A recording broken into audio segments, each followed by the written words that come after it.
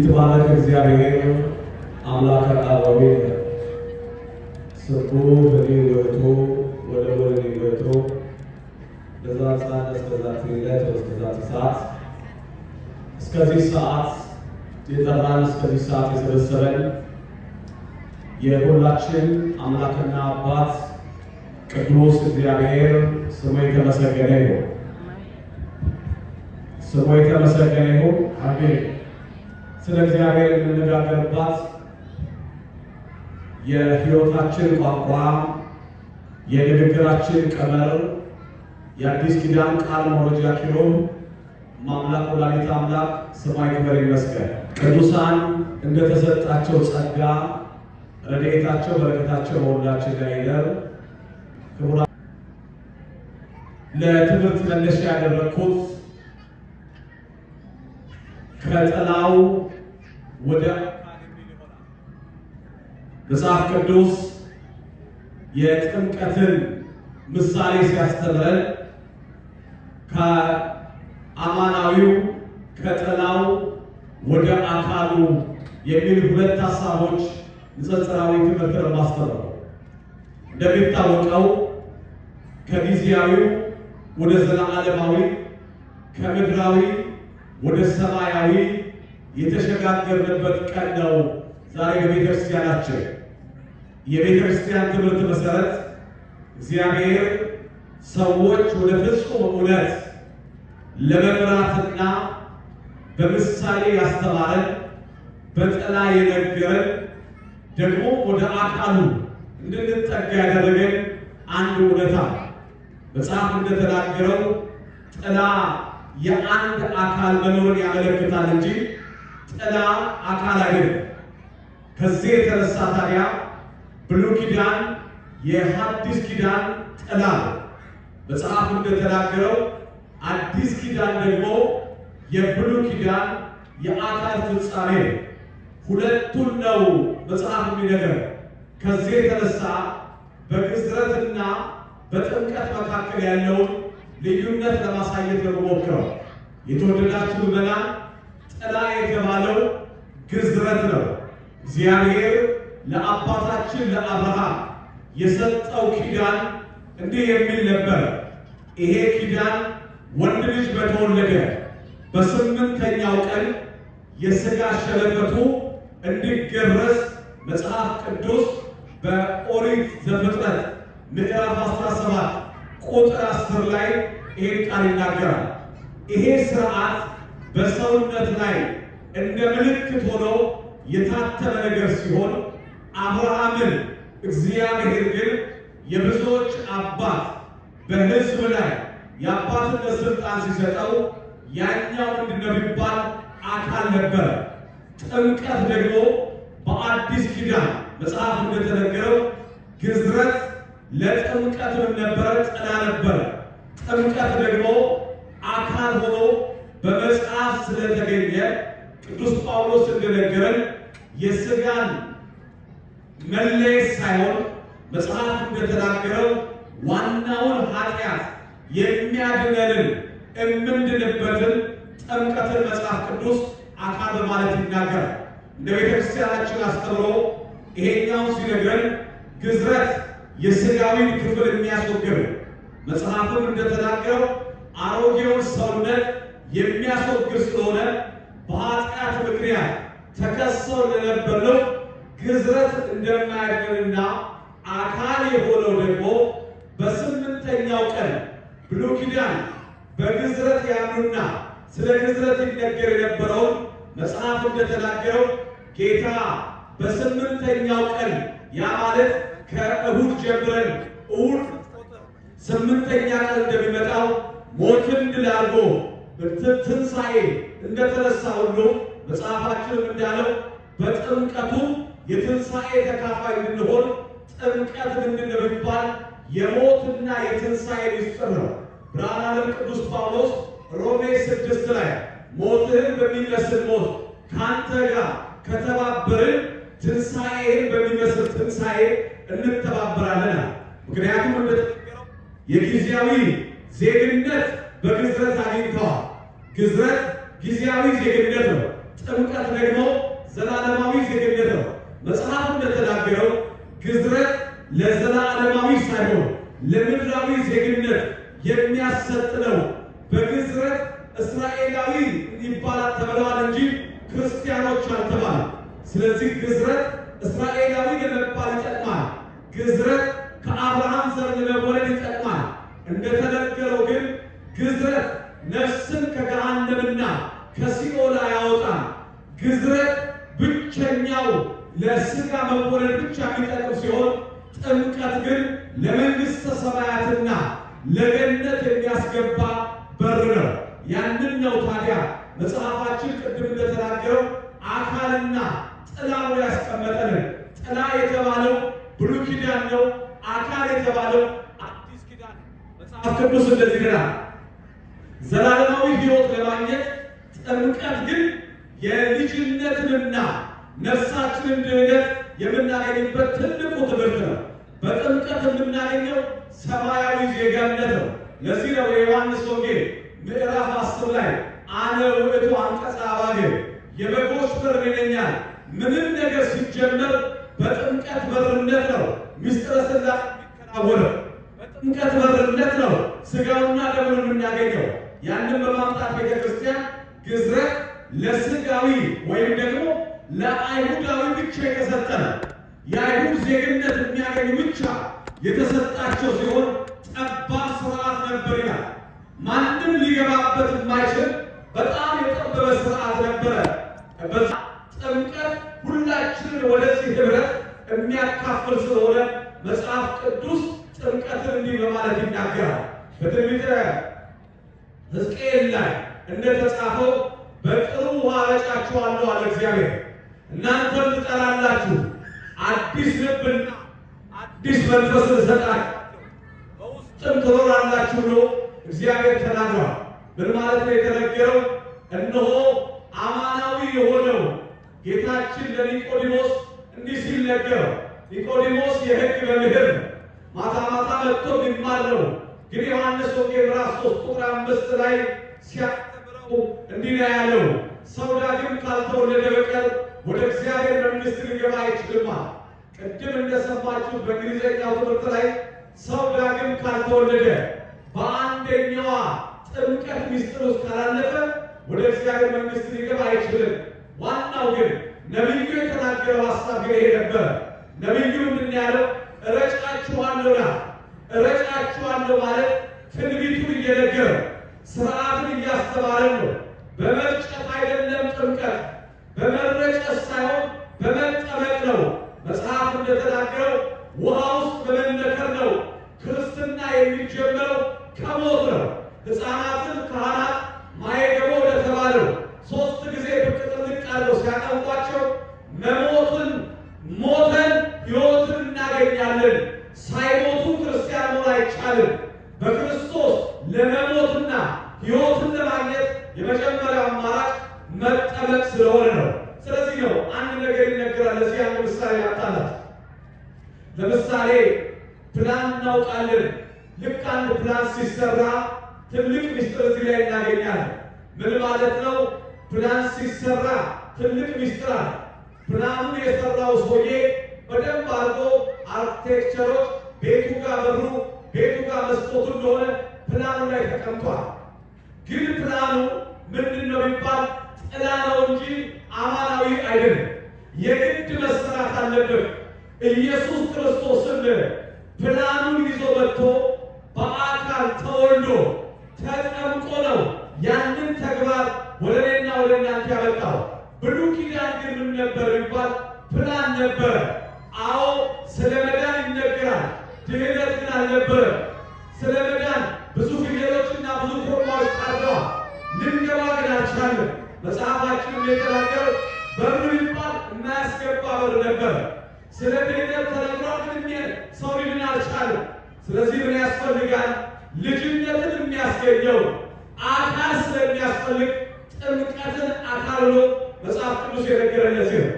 ምክንያቱም ግንባታውን ጌታ ስራ ሰርቶ እንሄድ ልክ ግንበኛው ህንፃውን ሲሰራ ገልብጦት እንደሚሰራ ሁሉ ጌታችንና መድኃኒታችን ኢየሱስ ክርስቶስን ሕግ ሰርቶልን መምህር ነው አስተምሮን ስርዓቱን አሳይቶን ስለሄደ መጽሐፋችን እንደተናገረው በስምንተኛው ቀን ወደ ግዝረት ሄደ ብሎ ይናገራል። ፕላኑን በእጁ ነው የያዘው። የኦሪትን ሕግ ፈጽሟል። ምክንያቱም እንዳይከሱት ሕንፃው እንደተነገረው ጥምቀት ነው። ዋናው ግን ሰዎችን ሊያስተምራቸው ሕግና ነቢያትን ሊሽር ስላልመጣ ሕንፃው ተሰርቶ ሲያልቅ ፕላኑ አያስፈልግም ማለት አይደለም። ሕንፃው ተሰርቶ ቢያልቅም ፕላኑ አያስፈልግም አይባልም። ዛሬ ብሉይ ኪዳንን አያስፈልግም የሚሉ ብዙ ሰዎች አሉ። ብሉይ ኪዳንን እንዳንድ ስለመለኮት በሶስት ሀሳብ ነው የምናየው። የተሻረ፣ የጸደቀ፣ የተሻሻለ። የብሉይ ኪዳን መጽሐፍ የጸደቀ አለ፣ የተሻሻለ አለ፣ ደግሞ ምን ያላለ በሶስት ሀሳብ ተገልጧል። የጸደቀ አለ፣ የተሻሻለ አለ፣ ደግሞ የቀራል። ልክ እንደዚሁ ታዲያ ጌታችንም ሕግ ሰርቶ በሕንፃ ውስጥ እውነተኛ በር ሆኖ ማረፊያ አስቀምጦ ጥምቀትን አማናዊ ያደረገ። ዛሬ ጥምቀት አያስፈልግም የሚሉ ክርስትናን የሚያስተምሩ ሰዎች አሉ። ዋናው ግን ጌታ በ30 ዓመቱ የተጠመቀው አዎ የጸጋ ቤታችን ቤተ ክርስቲያን ለሚመጣው ክርስቶስን መስለን ለምንኖረው ከዚህ ህብረት ካልተሳተፍን ሌሎቹን ምስጢራት መፈጸም ስለማይቻል መጽሐፍ እንደተናገረው ግዝረትን አሳይቶ ጥምቀትን ግን አማናዊ አደረገ። ጌታችን ግዝረትን ፈጽሟል፣ ጥምቀትን መስርቶልናል። እንደተነገረው ጌታችን ግዝረትን ፈጽሞ መሻሩ ሕግን በመቃወም ሳይሆን ሕግን በማስፈጸም። አዎ የሚፈጸሙ ሕጎች አሉ ብሉይ ኪዳን ቢሆን በዚህ ብቻ በቃ መጽሐፍ የሚሻረውን ደግሞ ነግሮናል። እንደተነገረው ግን ማቴዎስ ወንጌል ምዕራፍ 5 ቁጥር 17 ላይ ሕግና ነቢያትን ልሽር አልመጣሁም በስምንተኛው ቀን እንዳይሁን ስርዓት ይህንን ስርዓት ፈጽሟል። አሁን ኢየሱስ ክርስቶስ ግን አዲስ መሰረት ለእኛ አስቀመጠልን። መሰረቱ ምን ሆነ? የሥጋን ግዝረት እንደማያድን ሰው የሚድነው በመጠመቅ እንደሆነ መጽሐፍ ቅዱስ በግልጽ ነገረ። ስለዚህ ምንድነው ጥላው የተባለው ብሉይ ኪዳን ነው። ብሉይ ኪዳን ደግሞ አልፏል ስንል ያለፈው የኦሪት ስርዓቶች እንደቀደመው በፍየሎችና በኮርማዎች ደም ያልሆነ ደግሞ እንደተነገረው በብዙ ጉዳይ ያልሆነ እግዚአብሔር በልጁ ሞት እኛን ስላዳነን ያ መስዋዕት ቀርቷል። አካል አለ። አካል የተባለው ክርስቶስ ነው። ኢየሱስ ክርስቶስ በሥጋ ማርያም ተገልጦ መጥቷል። መጽሐፍ በአጭር ቁመት በጠባብ ደረት የማይወሰነው ጌታ በሥጋ ማርያም ተወስኖ ስለመጣ አካል አለው። ግዝረትን ቀርቷል፣ ጥምቀት ነግሷል ብለው አባቶቻችን ነግሩናል። በግዝረት የተገኘው ምድራዊ ተስፋ ነበረ። በአብርሃም ዘር ውስጥ አብርሃማውያን ነን እያሉ ዛሬ አሜሪካዊነትን ትልቅ ነገር እንደሆነ ብዙዎች ይነገራል። ያ ዘመን ደግሞ አብርሃማዊ መሆን ከአብርሃም መወለድ ትልቅ ዋጋ ነበረ። ቅዱስ ጳውሎስ እንዲህ ብሎ የነገራቸው ሮሜ ምዕራፍ 9 ቁጥር 5 ላይ ምንድን ያላቸው? አባቶቻችሁ ለእነሱ እንዲነበሩ ክርስቶስ በሥጋ መጣ፣ ከሁሉ በላይ የተባረከ አምላክ ነው። ስለዚህ በክርስቶስ ክርስቲያኖች ስለተባለ የአብርሃም ዘር ውስጥ መሆን አይደለም ጉዳዩ። ኒቆዲሞስ አንዱ ችግሩ ይሄ ነበረ። ከአብርሃም ዘር ሊያወጣ ይመጣል አለ። ኢየሱስ ክርስቶስ ከአብርሃም ዘር ሊለዩ አይደለም። ከአብርሃም ዘር መወለዱ ለሥጋዊ ልደት ጥሩ ነው።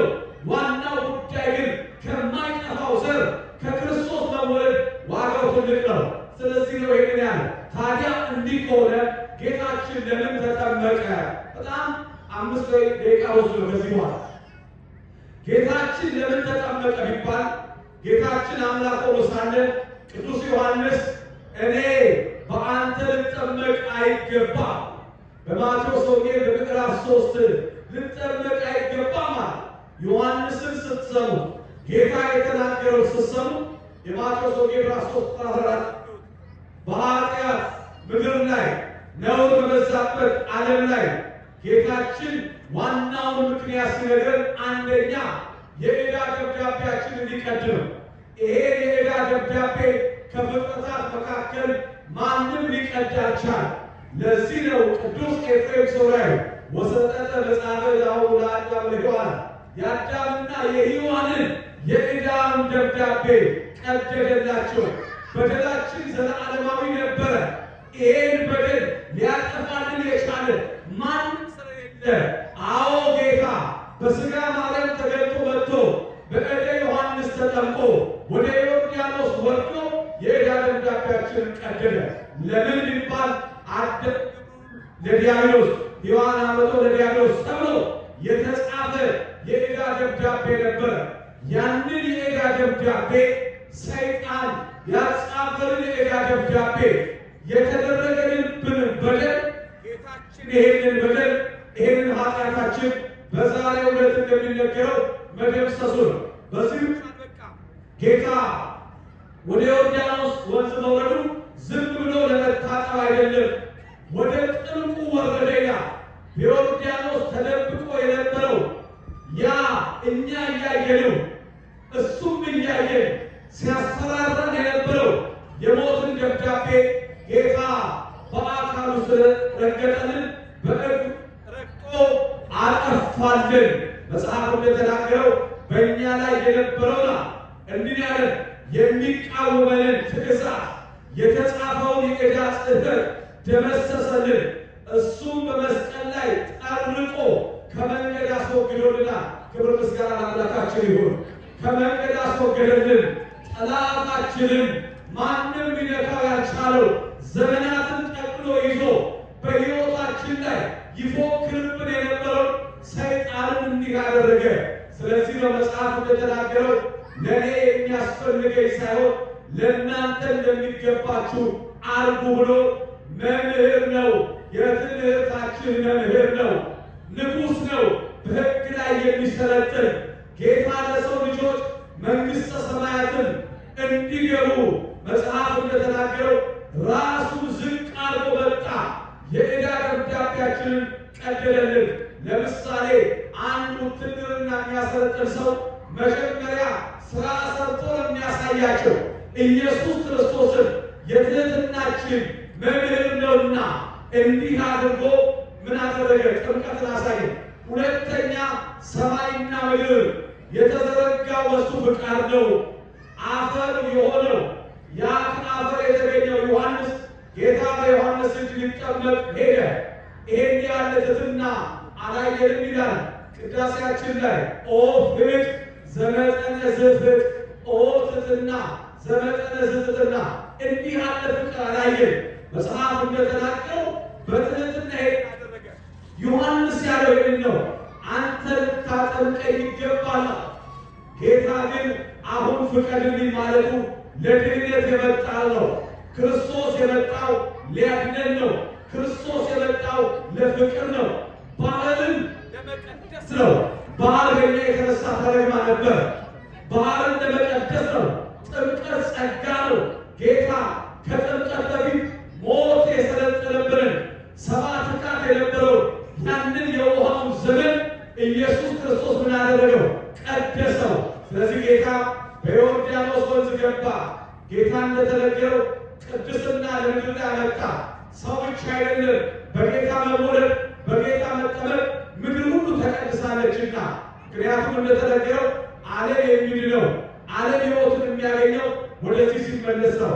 በዚህ ብቻ በቃ ዛሬ ምስጢረ ሥላሴ የተነገረብን አባቱ በሰማይ ሆኖ የምወደው ልጄ እሱን ስሙት እንዳለ ወልድ በአካል ሆኖ በዮርዳኖስ እንደተገኘ ርግብ ደግሞ በአምሳለ ርግብ መንፈስ ቅዱስ በአምሳለ ርግብ መጥቶ የሦስቱን ክንውኖች በምድር ላይ የታየበት ስለሆነ ምስጢረ ሥላሴ ይሄ ታይቷል። የምወደው ልጄ ብሏል። አብ የሚወደው ልጁን፣ ድንግል ማርያም የምትወደው ልጇን። ስለዚህ ዓለም ሰምቶ ማረፍ የሚችለው ኢየሱስ ክርስቶስን፣ ዓለም ሰምቶ መረጋጋት የሚችለው ክርስቶስን ነው። ብዙዎችን ሰምተናቸዋል፣ ልናርፍ አልቻልም። ብዙዎችን አድምጠናቸዋል፣ ልንጽናና አልቻልም። ሰው የሚያርፈው እግዚአብሔርን ሲሰራ። ስለዚህ ምስጢረ ሥላሴ የታየበት ነው። በዚህ ብቻ በቃ መጽሐፍ ባሕር ተከፍሏል። ሕዝብና አሕዛብ በጌታ ጥምቀት አምነዋል። ያ ወንዝ ሁለት ቦታ ነበረ። ዮርዳኖስ የሆነው አንድ ቦታ ሲገናኝ ዛሬ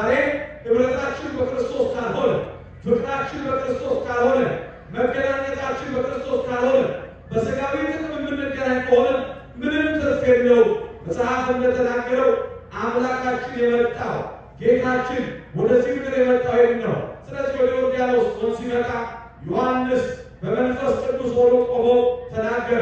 ሰማይና ምድር የፈጠረ አምላክ ሁሉን የሚይዘው ጌታ ሲያገኘው ደስ አለ።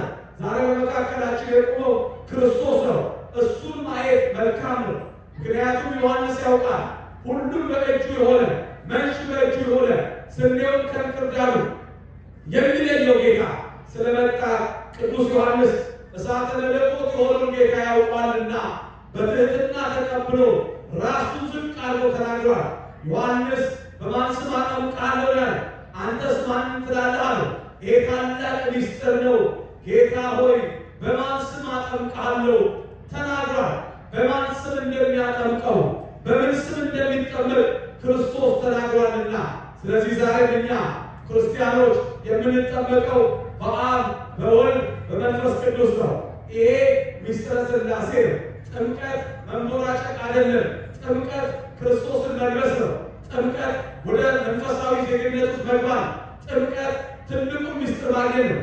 ዜጋ የምንሆነው በጥምቀት ስንወለድ ነው። ስለዚህ አካላዊ ነገር ምስጢር የታየበት ስለሆነ ይሄንን በማለት ቤተ ክርስቲያናችን ወልዱ ለብሩክ ከሳቴ ብርሃን ተሳሃለን ለብርሃን ምቀኛል ምንድን ነው ይባላል?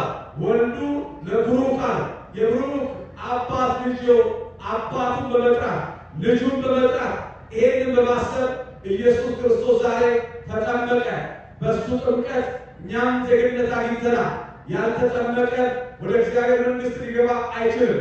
ቅዱስ ዮሐንስ እንደተናገረው ሰው ዳግመኛ ካልተወለደ ወደ እግዚአብሔር መንግሥት እንደማይገባው ከሳቴ ብርሃን የተባለው ምስጢርን የሚገልጠው የዓለም ጨለማ አስወግዶ ምስጢርን የሰጠን ጌታ ዛሬ ተጠመቀ። ጥምቀት ፍቅር ነው። ጥምቀት ሰላም ነው። ጥምቀት አንድነት ነው። ወስብሐት ለእግዚአብሔር።